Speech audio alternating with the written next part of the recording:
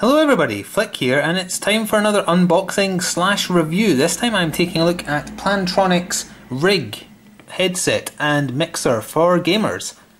And the reason I say it's a review this time is because I was given these for the purposes of review, just for full disclosure.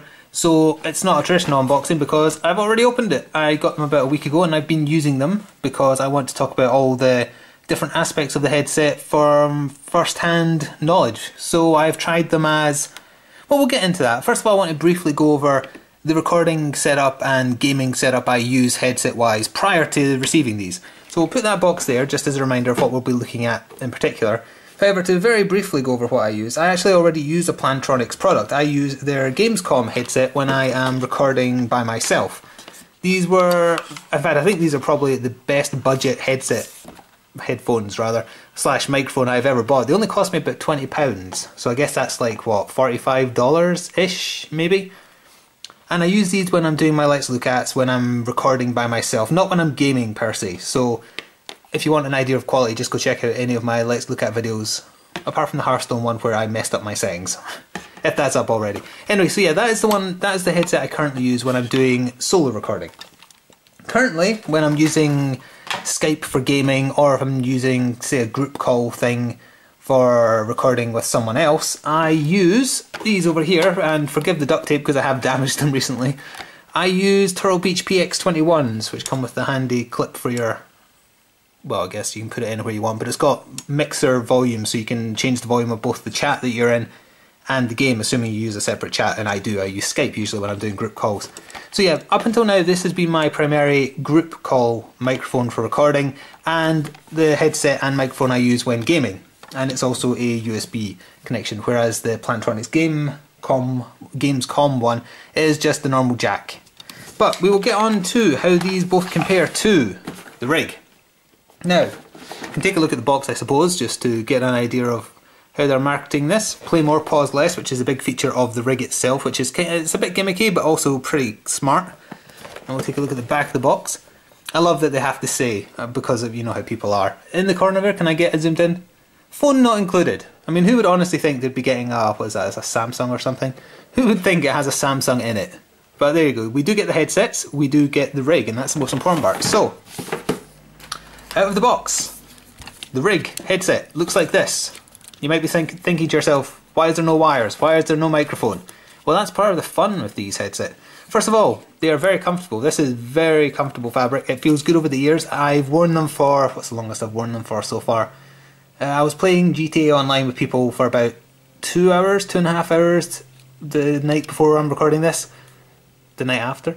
I don't know. Either way, I played for about 2 hours, let's say, and I didn't notice any discomfort. Whereas with the PX21s, I don't know if it's because I have weirdly shaped ears, but that oval shape, that irritates the hell out of me. That round shape fits my ears better.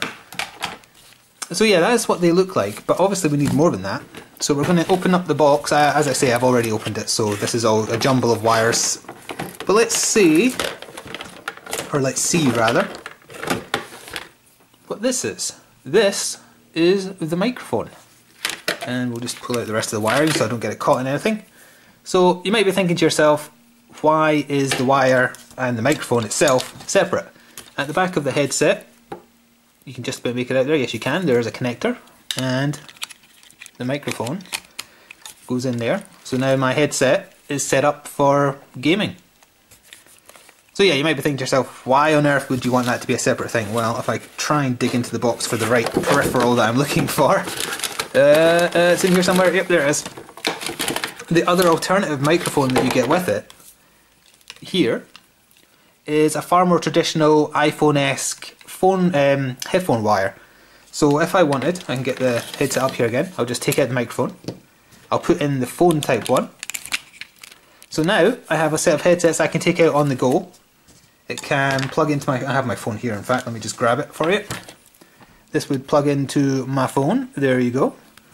And that is how when I've walked my dog a couple of times in the morning this week, I have done this. I have just used the headsets as my, well, I play MP3s on my phone, and that has a microphone built into it, so if you get a call while you're on the go, you can speak into it. It does have a mute slider on the side. I probably can't get that because it's really small. Oh no, you can kind of see it.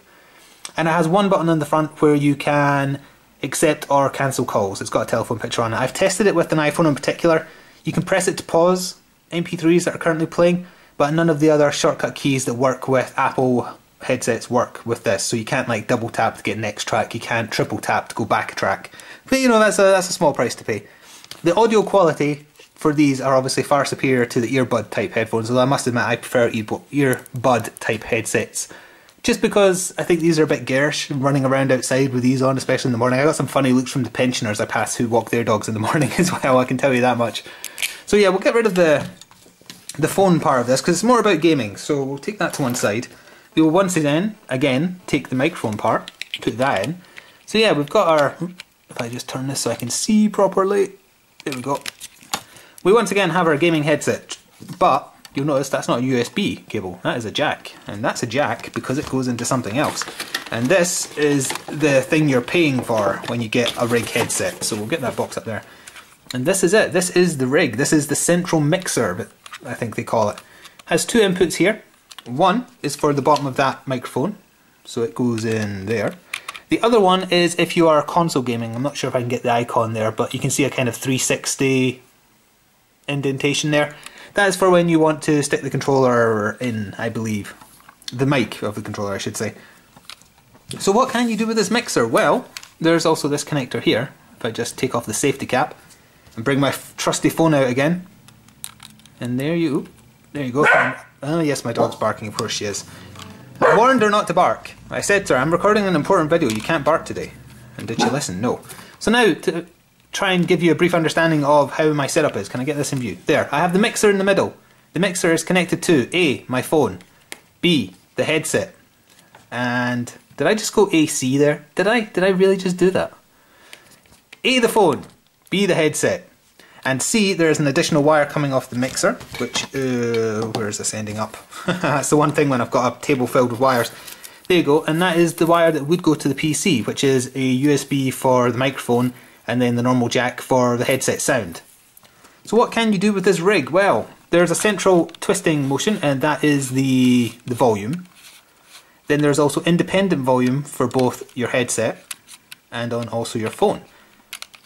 Now when you have power provided to this, either from the console or from your PC, the side for your microphone, your microphone slash headset is lit up in orange.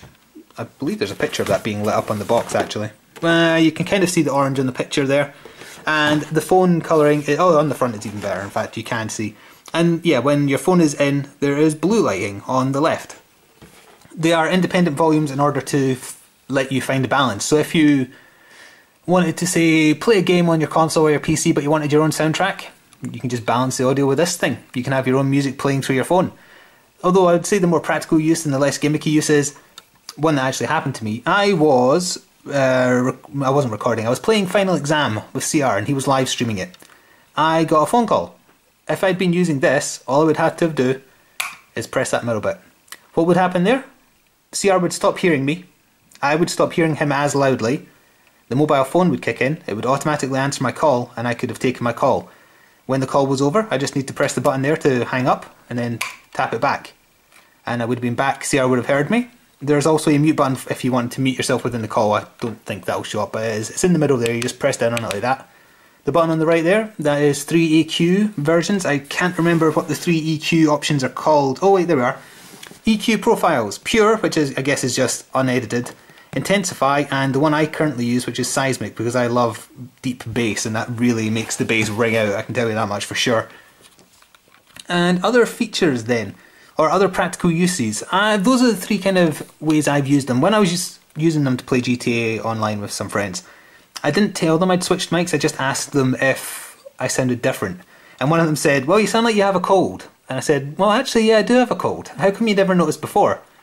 And we talked about it for a little bit, and it seems like although the Turtle Beach PX21's up here with their duct tape headband thing, compared to the Plantronics, the clarity of my voice was better with the rig.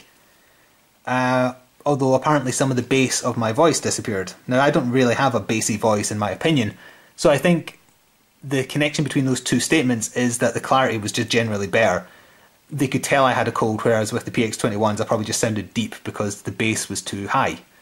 I might be wrong about that. However, I am of the belief that although they are both technically both USB mics, the quality that the rig provides is superior slightly to the PX21s.